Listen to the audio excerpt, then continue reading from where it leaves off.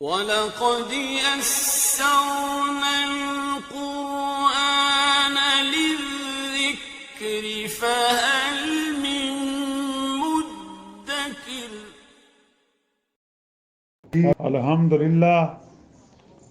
الحمدللہ وکفیٰ وسلام علی عبادہ الذین اصطفیٰ، اما بعد فاعوذ باللہ من الشیطان الرجیم، بسم اللہ الرحمن الرحیم۔ والذین لا یشہدون الزور وَإِذَا مروا باللغو مروا کراما، اور وہ بیہودہ باتوں میں شامل نہیں ہوتے، اور اگر بیہودہ مشغلوں کے پاس ہو کر گزریں تو سنجیدگی سے گزر جاتے ہیں۔ والذین اذا ذکروا بآیات ربہم لم یخروا علیہا صما وعمیانا،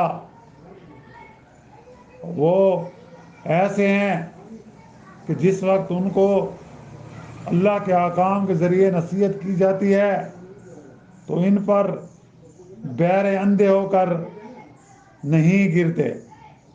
سبحان ربک رب العزت عما یصفون وسلام علی المرسلین والحمد للہ رب العالمین۔ اللہم صلی علی سیدنا محمد وعلی آلہ وصحابہ وسلم۔ پارہ 19واں کی 2 آیات مبارکہ، آیات نمبر 72 اور 73 کی تلاوت کی گئی ہے اور اس کا ترجمہ کیا گیا ہے۔ یہ سورہ فرقان کی خاتمہ کی آیات میں سے پہلی 2 آیاتیں ہیں جن میں عباد الرحمن یعنی اللہ کے نیک بندوں کی کچھ مزید صفات بیان فرما کر ان کی جزا بتلائی گئی ہے کہ یہ اللہ کے نیک بندے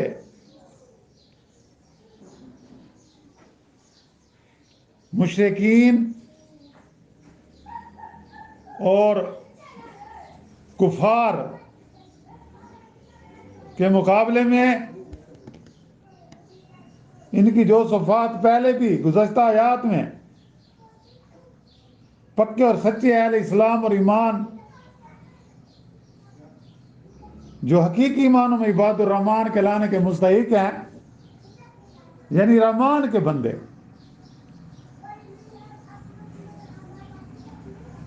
یہ رحمان کے بندے گزشتہ آیات میں ہم ان کی 8 صفات کے بارے میں ذکر کر چکے ہیں کہ اللہ تعالیٰ نے ان کی جو 8 صفات بتائی ہیں پہلے اس سے کہ وہ زمین پر عاجزی کے ساتھ چلتے ہیں، یعنی ان کے مزاج میں توازن انکساری ہے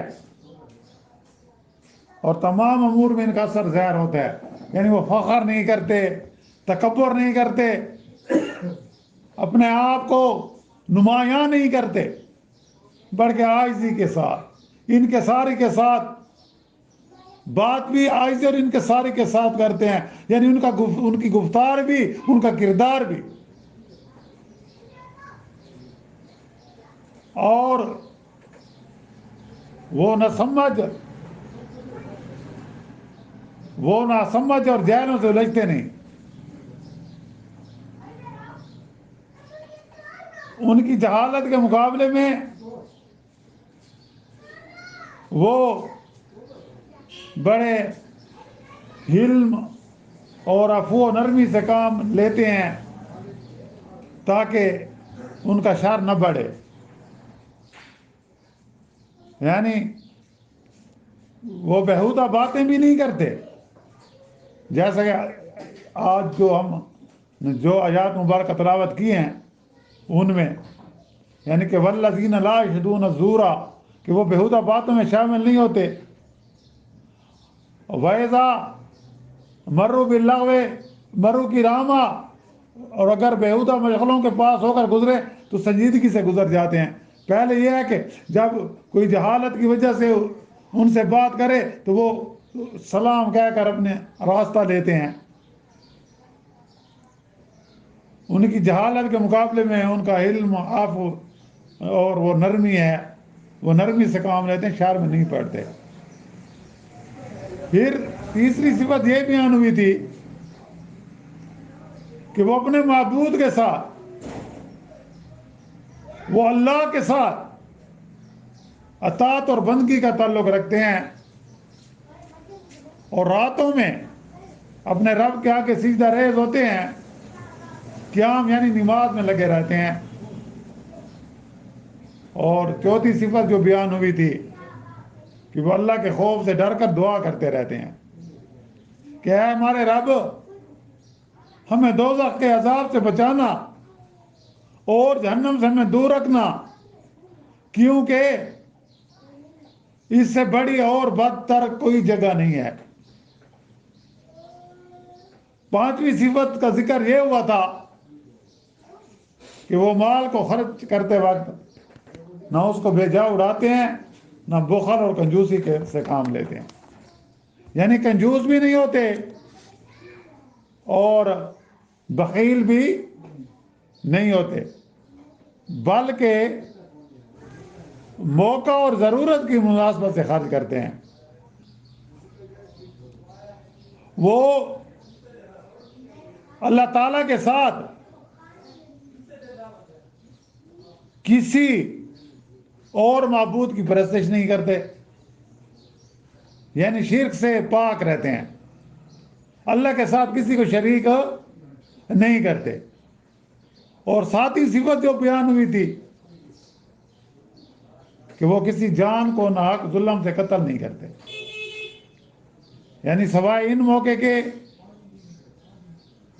جہاں اسلامی شریعت نے قتل کا فیصلہ اور حکم دیا، یا کسی کی جان ایسے کسی کی جان نہیں مارتے. اور آٹھویں صفت کیا ہوئی تھی بیان کہ وہ زناکاری اور بدکاری سے دور رہتے ہیں، ناجائز جنسی تعلقات سے بچتے ہیں، خود بھی بچتے ہیں، دوسروں کو بھی بچاتے ہیں. اب آگے 4 صفات کا ذکر ہے جن میں آج ہم ان میں سے دو صفات کا ذکر کریں گے. یعنی وہ 2 صفات ان کی دوسری کون سی ہیں کہ والذین لا یشهدون الزور وَإِذَا مروا باللغو مروا کراما، کہ وہ بیہودہ باتوں میں شامل نہیں ہوتے، بیہودہ مشغلوں میں شامل نہیں ہوتے، بلکہ ان سے پاس ہو کر سنجیدگی سے گزر جاتے ہیں. ایک صفت یہ ہو جائے گی، یہ نامی صفت ہوگی. اور 10ویں صفت والذین اذا ذکروا بآیات ربہم لم یخروا علیہا صما وعمیانا، وہ ایسے ہیں جس وقت ان کو اللہ کے احکام کے ذریعے نصیحت کی جاتی ہے تو اس پر بہرے اور اندھے ہو کر نہیں گرتے. یعنی یہ ان کی صفات ہیں. اب بیہودہ باتوں کے پاس نہیں بھٹکتے، یعنی جھوٹ نہیں بولتے، جھوٹی گواہی نہیں دیتے، نہ دغا اور فریب اور جیل سازی میں کوئی حصہ لیتے ہیں، نہ ناجائز مجمع میں حاضر ہوتے ہیں. یہ لو لاب کی جو محفلیں ہوتی ہیں، قصے کہانیوں کے جو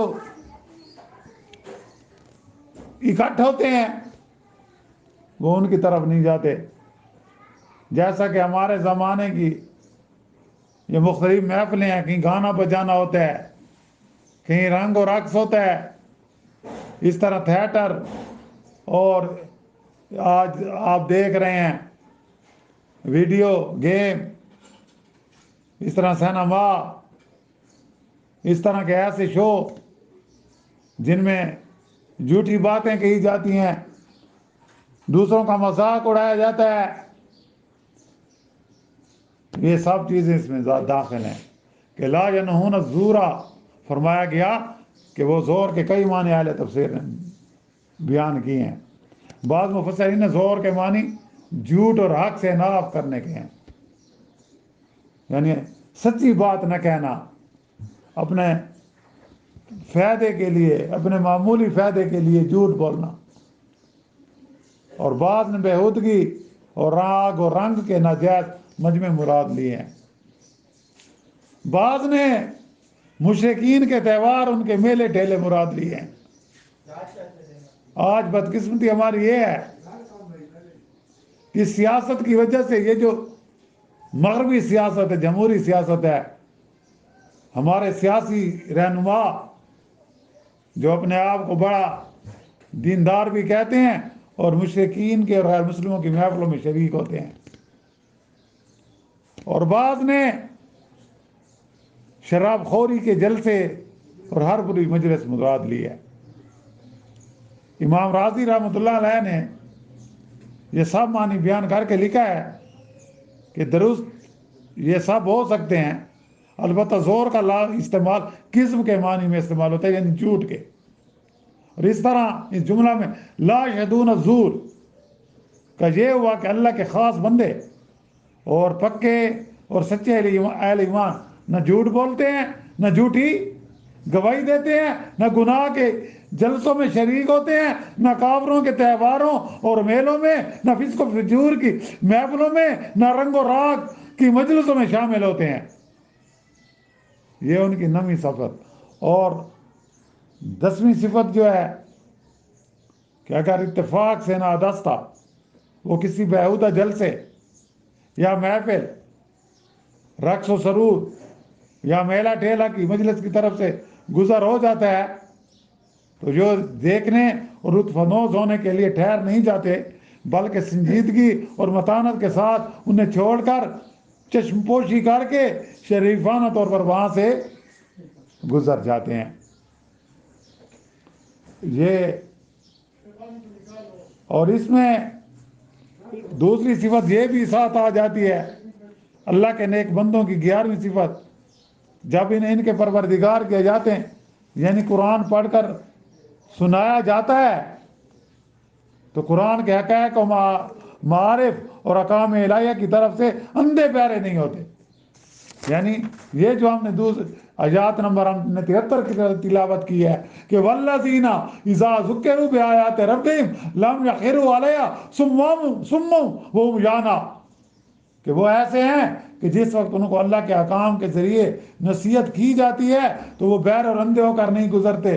اس کا مطلب کیا ہے کہ وہ قرآن کے حقائق اور معارف اور احکام الہیہ کی طرف سے اندھے اور بہرے نہیں ہو جاتے، بلکہ عقل و فہم کے ساتھ اس طرح متوجہ ہوتے ہیں اور تعمیل احکام میں لگ جاتے ہیں. قرآن کی آیات سن کر ان کے دل دہل جاتے ہیں، ان کے ایمان بڑھ جاتے ہیں اور ان کا اللہ پر بھروسہ بھی زیادہ ہو جاتا ہے، بخلاف کفار کے کہ وہ کلام الہی کا کوئی اثر نہیں لیتے، نہ اپنی بدعمالیوں سے باز رہتے ہیں، نہ اپنا کفر چھوڑتے ہیں، نہ اپنی سرکشی اور طغیانی اور جہالت اور ضلالت سے باز آتے ہیں. تو کافر اللہ کی طرف، اللہ کے آیاتوں کی طرف سے بہرے اور اندھے ہو جاتے ہیں، اور مومنوں کی حالت ان کے برعکس ہوتی ہے کہ نہ یہ حق سے بہرے اور اندھے ہیں، سنتے ہیں، سمجھتے ہیں، نفع حاصل کرتے ہیں، اپنی اصلاح کرتے ہیں، اپنے ایمان کو بڑھاتے ہیں، احکام الہیہ کی تعمیل کی کوشش کرتے ہیں اور پھر پابندی کرتے ہیں. تو ان 11ویں صفت کے تحت، اس 11ویں صفت کے تحت مفتی اعظم مولانا مفتی محمد شفیع رحمۃ اللہ علیہ اپنی تفسیر معارف قرآن میں لکھتے ہیں کہ یہاں آیات میں جس طرح اس کی سخت مذمت ہے کہ آیات الہیہ کی طرف توجہ نہ دیں، اندھے بہروں کا سا معاملہ کریں، اس طرح اس کی بھی مذمت ہے. توجہ تو دیں اور عمل بھی کریں، مگر بے سمجھے، بے بصیرتی کے ساتھ اپنی رائے سے جس طرح چاہیں عمل کرنے لگیں. اللہ تعالیٰ ہمیں صحیح سمجھ عطا فرمائے. اور ابن کثیر نے ابن عون رحمۃ اللہ علیہ سے نقل کیا ہے کہ انہوں نے حضرت شعبی رحمۃ اللہ علیہ سے پوچھا کہ اگر میں کسی مجلس میں پہنچوں جہاں لوگ سجدے میں پڑے ہوئے ہوں، مجھے معلوم نہیں کہ کیسا سجدہ ہے، تو کیا میں بھی ان کے ساتھ سجدے میں شریک ہو جاؤں؟ تو حضرت شعبی رحمۃ اللہ نے فرمایا کہ نہیں، آپ نے شریک نہیں ہونا۔ مومن کے لیے یہ درست نہیں ہے کہ بے سمجھے کسی کام میں لگ جائے، بلکہ اس پر لازم ہے کہ بصیرت کے ساتھ عمل کرے۔ جیسا آج کل بہت سے ایسے فرقے ہو گئے ہیں، انہوں نے نیے ذکر کے طریقے اختیار کر لے ہیں، اسلام میں اس کی بھی اجازت نہیں ہے۔ جب تم نے وہ آیات سیدھا نہیں سنی جس کی بنا پر لوگ سجدہ کر رہے ہیں اور تمہیں ان کے سجدے کی حقیقت بھی معلوم نہیں، تو اس طرح ان کے سجدے میں شریک ہو جانا جائز نہیں۔ اس زمانہ میں یہ بات تو قابل شکر ہے کہ نوجوان اور نو تعلیم یافتہ طبقہ میں قرآن پڑھنے اور سمجھنے کی طرف کچھ توجہ پیدا ہوئی ہے، اور اس کے تحت وہ بطور خود قرآن کا ترجمہ یا کسی کی تفسیر دے کر قرآن کو سمجھنے کی کوشش بھی کرتے ہیں، مگر یہ کوشش بالکل اس وقت تک بے اصول ہے جب تک کہ قرآن کو صحیح سمجھنے کی بجائے بہت سے مغالطوں کا وہ شکار ہو جائیں۔ اصول کی بات یہ ہے کہ ہمیں قرآن مجید یہ جو ہے یہ کوئی معمولی فن نہیں ہے، بلکہ ہمیں یہ کسی استاد سے پڑھنا چاہیے۔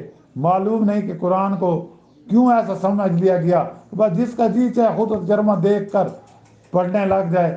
تو یہ اصول مطالعہ جس میں کسی ماہر استاد کی رہنمائی شامل نہ ہو، تو یہ بھی اس میں آتا ہے کہ حیات الہیہ پر اندھا بہرے ہو کر گرنے کے مفہوم ہے۔